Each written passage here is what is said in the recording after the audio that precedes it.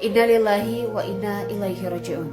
Saudaraku semua, dikabarkan bahwa telah terjadi kecelakaan maut pada hari ini Kamis 3 November 2022 sekitar pukul 7 waktu Indonesia Barat pagi hari di kawasan Sare, Kabupaten Aceh Besar.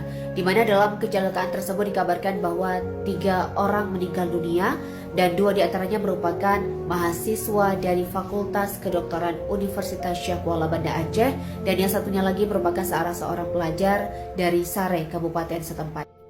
Lalu sebenarnya bagaimana kronologis dari kecelakaan maut tersebut? Kita akan membahasnya bersama-sama.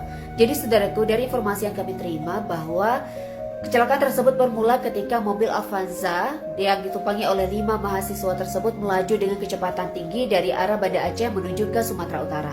Sementara itu saudaraku, dari arah yang berlawanan melaju kendaraan sepeda motor berjenis Supra X dan Suzuki Satria F yang ditumpangi oleh pelajar tersebut yang merupakan dari Kabupaten Aceh Besar.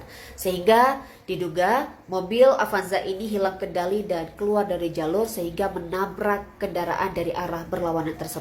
Nah, akibat dari kecelakaan maut ini sendiri, saudaraku, dikabarkan 3 orang telah meninggal dunia, yaitu yang pertama Anissa berusia 20 tahun yang merupakan mahasiswa Fakultas Kedokteran USK yang berasal dari Jakarta.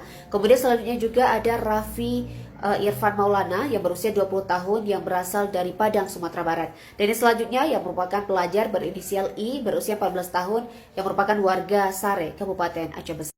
Nah, selain itu saudaraku, diketahui bahwa rombongan mahasiswa tersebut yang berasal dari USK ingin mengikuti bakti sosial. Untuk informasi selengkapnya silahkan cek di website tribungai.com.